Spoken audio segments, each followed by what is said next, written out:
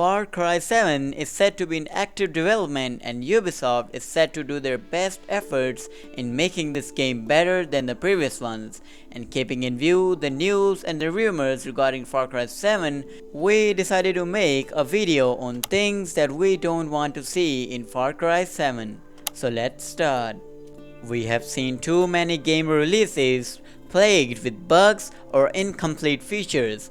We don't want Far Cry 7 to be rushed to market, but rather thoroughly tested and complete.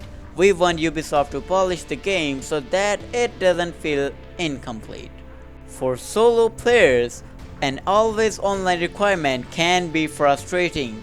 We hope Far Cry 7 does not force players to be online at all the times. This is a single player experience and it really ruins our immersion in the game.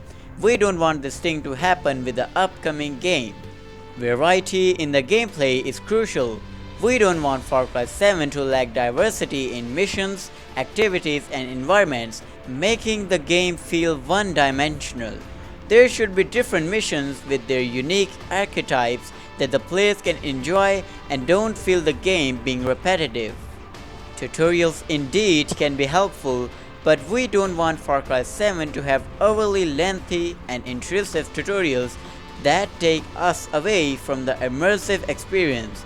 Almost every Far Cry game has this feature where players are forced to learn the basics of the game in a tutorial sequence that roughly takes half an hour of the player's playtime, and we don't want this thing to be in Far Cry 7.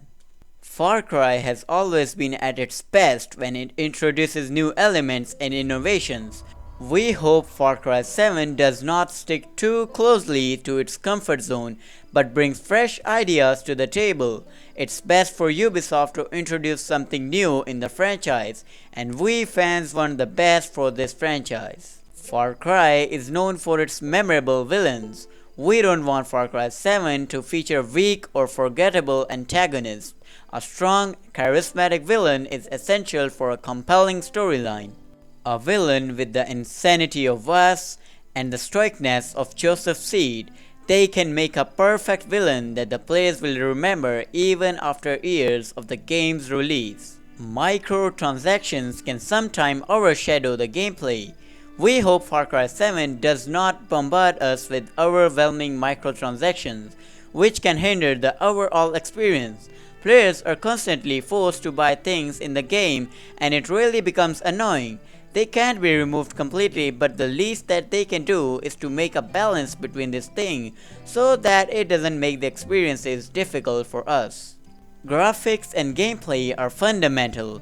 We don't want Far Cry 7 to suffer from unpolished visuals or buggy mechanics. A smooth and visually stunning experience is crucial. Majority of the previous Far Cry games had some form of unpolished graphics, which made the players question the developers. But with Far Cry 7, they can make it different by polishing the graphics, thus increasing the standards for the gaming industry. Far Cry is known for its surprising and intriguing narratives. We don't want Far Cry 7 to have a predictable story. Instead, we hope for a plot that keeps us guessing and engaged throughout the game. Almost majority of the Far Cry games had a predictable storyline, which we first engage the villain, he tries to manipulate us, and in the end we either kill him or he wins, and that's it. But Ubisoft can definitely do something different with Far Cry 7 and we are all in for that. Far Cry games can sometimes fall into the trap of repetitive gameplay and missions. We don't want Far Cry 7 to feel like more of the same, but rather offer fresh and innovative experiences. The previous Far Cry games felt repetitive despite their larger scale.